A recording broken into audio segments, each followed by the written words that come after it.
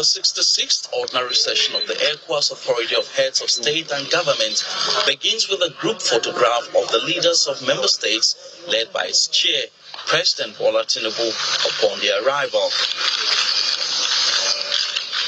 Shortly after, they go into the hall for the meeting. All member states are present except, of course, the junta-led heads of government of Mali, Burkina Faso and Niger, who are conspicuously absent.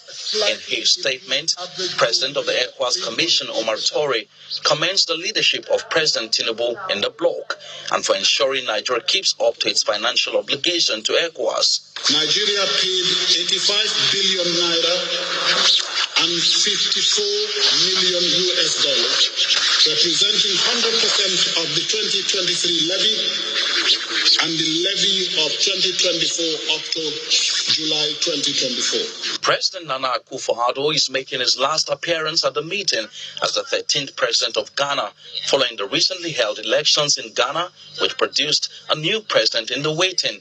His party's gesture in conceding defeat of the opposition is commended by President Tinubu, who enjoins other member states to take a cue.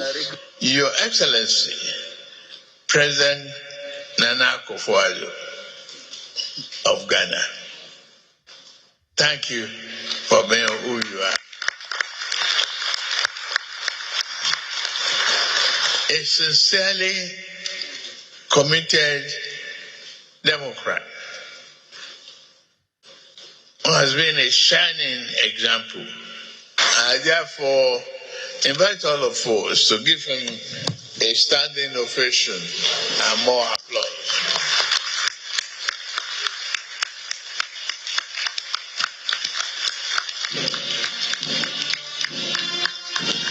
President Tinubu then calls for more cooperation among ECOWAS members. As leaders, we are fully aware that security is not a luxury, it is a necessity.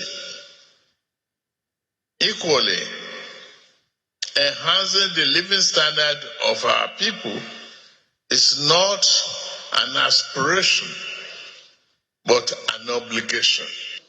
After the speeches, members of the media are excused as the meeting goes into a closed-door session for the consideration of the report by the ECOWAS mediation mission led by President Bassirou Diomaye Faye of Senegal and Faure Gnassingbé of Togo, among other reports.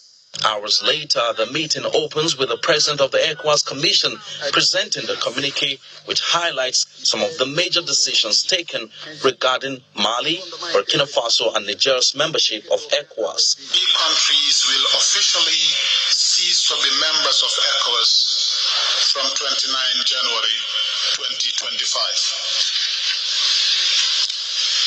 The authority decides to set the period from 29 January 2025 to 29 July 2025 as a transitional period and to keep ECOWAS doors open to the three countries during the transition period. The meeting comes to a close with the final remarks by the chair. I call on all member states to redouble their efforts in ensuring that decision reached here translates into tangible benefits for our citizens. For more clarifications, the President of the ECOWAS Commission briefs journalists afterwards on the status of Mali, Burkina Faso and Niger. The 29th of January 2025 is the official date, but then the effective date of withdrawal is 29th of July 2025. ECOWAS has allayed the fears of possible security threats should the three countries finally exit the community, as it assures of fostering cordial relationship with them, especially in the area of trans-border security, to ensure stability in the region. From the banquet hall of the State House, Emperor Simon, Channels Television News.